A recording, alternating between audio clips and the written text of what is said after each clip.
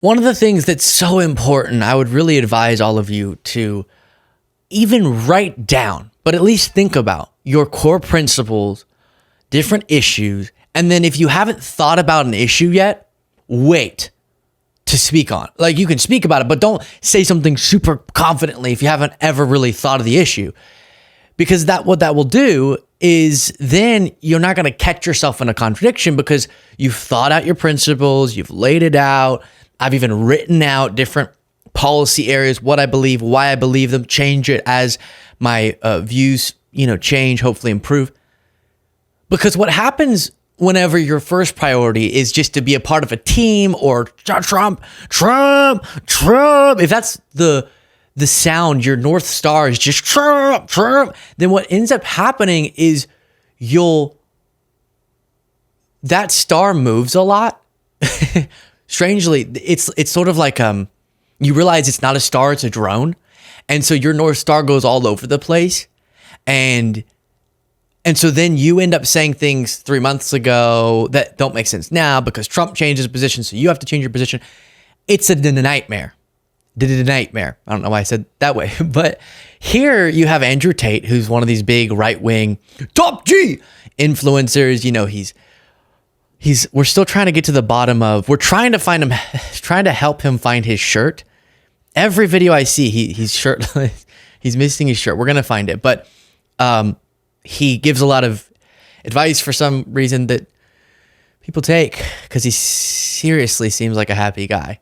And here he now is wading in the waters of politics. I think he's running for prime minister, which is not how it works, but running for prime minister of the UK under the Bruv party.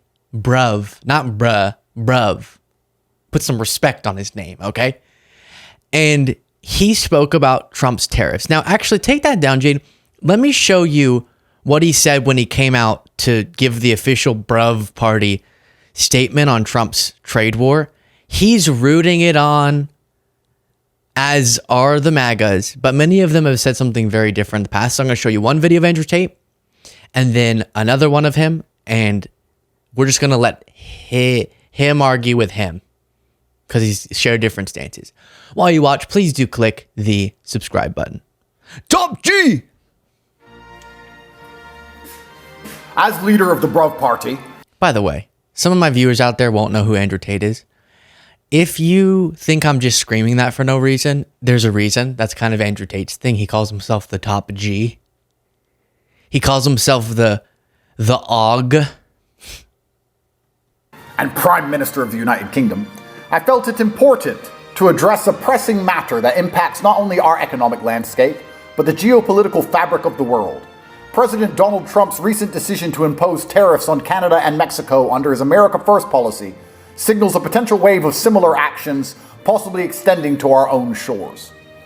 Analyzing the data, it becomes clear why President Trump has chosen this. He's a big data analyzer. When I think Andrew, I think data analyzer. Path. He is actually factually correct in his assessment of trade imbalances. The United States, with an economy that is 80% domestic, does not depend on international trade to the extent that we do. This reality means that retaliatory tariffs from smaller economies like Canada are simply ineffective.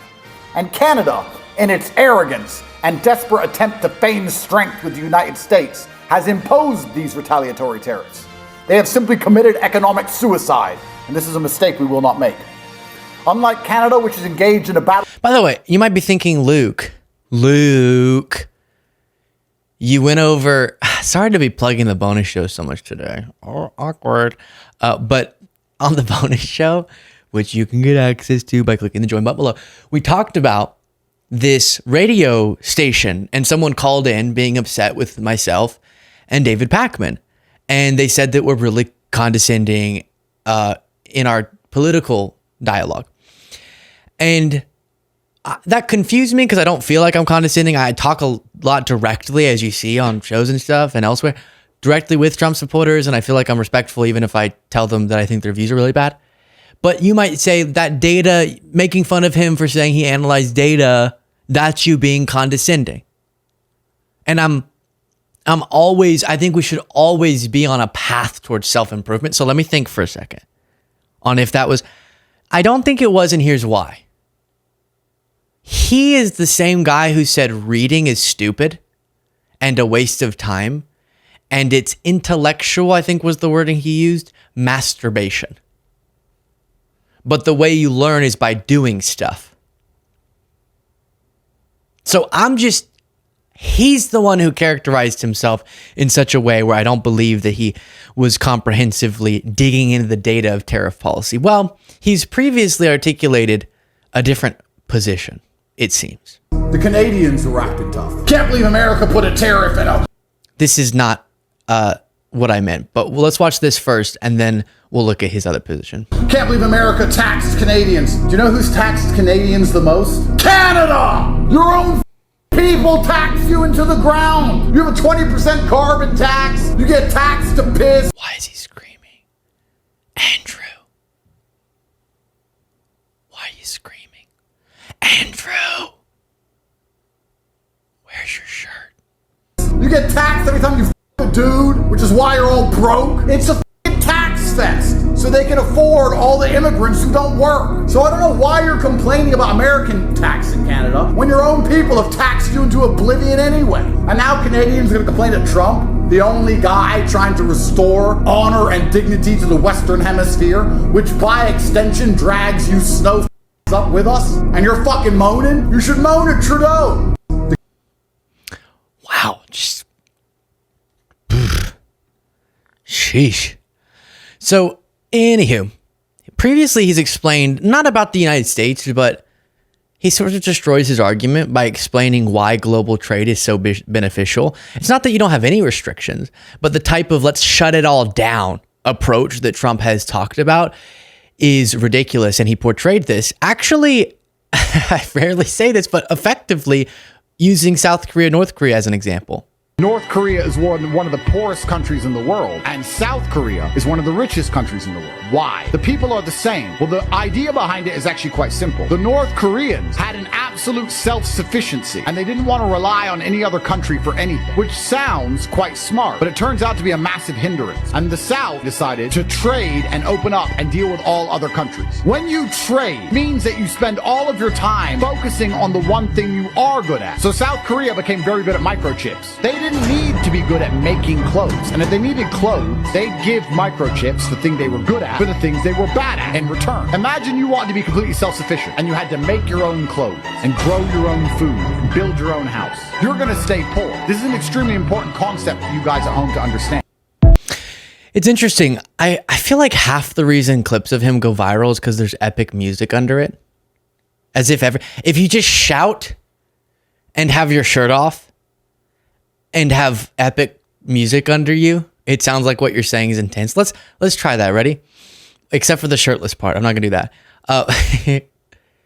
Andrew Tate here. See, he actually understands. Oh, it's so cringe. I can't do it. Oh, nope, not doing that. But you get the point. He previously was able to articulate why it is that isolationism economically is not a viable approach to a global economy that you're a part of. And we've seen this explosion of prosperity in part because of what he's talking about. Different countries specialize often in certain industries and get really good at pumping out whatever that is. And then we sell to each other so that it's more affordable because you're getting really good at that one thing instead of trying to produce everything, which would be more expensive. And we're getting good at this thing and we have more of this resource. We'll sell this to you. And again, there are times where you want to restrict that. If we're too dependent on China and China starts being funky, you know, the geopolitical term funky, then we're going to be, what's the phrase? Up a river, down a river without a paddle or something. We're going to be knee high in a New Orleans bayou. I don't know. It's going to be bad. And so one of the things the US government has done over the last few years under Republican and Democratic administrations is take more mild steps to, in certain industries, semiconductors being one of them, try to make sure with certain countries we're not too dependent on certain things. But across the board, especially on Canada, Mexico, allies, really strong allies, signaling, as Trump has worded it, that we should just only produce our own stuff and we should only rely on our own things. And we could do that. It logistically doesn't make any sense. And when you see countries try to do that, even, yes, I know people will say, well, we're the United States of mother-loving America, so we can do it. We could. We'd just go back in time a lot with the quality of life. And if you imagine all the things we buy from other countries, we'd end up literally not having enough people to work all the jobs. We wouldn't have enough. We don't have the population to have every single industry producing every single thing that Americans want. So when they talk about trade imbalances, he said, Trump's right about the trade imbalance. He misunderstands that the reason we often, as I explained in a really basic way with the whiteboard in a recent segment, the reason that we buy more from a lot of other countries is because, well, we're the wealthiest country. So we have more money, to put simply, to spend on other stuff. Whereas if you're a country with less money to go and spend on things, if you're consuming less stuff, then you might buy less from us, sell more to us, which isn't us being ripped off, which is how Trump says it. He takes, well, first of all, he lies about the trade deficit number, but if our trade deficit's 80 billion with Canada, meaning they buy a bunch of things from us, we buy a bunch from them, and if you take this number, subtract it by this number, I don't know if I did the hand thing correctly, but you get the point, then you get the quote unquote trade deficit. And $80 billion, Trump says, is us subsidizing them or losing out on or being ripped off to the tune of $80 billion. When in reality, it's a representation of us being the bigger and wealthier country. And so in our country, people are consuming more. So it stands to reason we'd be buying more from other countries and then producing and consuming a lot within the borders of our country. So you can't be completely free trade, because sometimes you are going to want to make strategic choices that will make things more expensive. It might be a supply chain nightmare, but we think it's worth it for national security reasons, for economic stability reasons. But definitely let's be isolationist. Let's just be out here on our own island and do everything ourselves. Well, things were more like that long ago, and the quality of life wasn't as good as it is now. We benefited a lot from the global economy. And no matter how many times Alex Jones screams about globalism, as he says, that doesn't change that very real phenomenon. And it's interesting because I think people, honestly, like Trump and Alex Jones and others, they benefit from privileged induced ignorance. Meaning, because we all were born into this global economy, and all were born into how developed things have become where we live, it's easy to spitball about going backwards and just shutting off global trade, which some of them really think is the best option. And you would be shutting off a lot of trade and pushing away a lot of relationships if you tried to balance every trade deficit.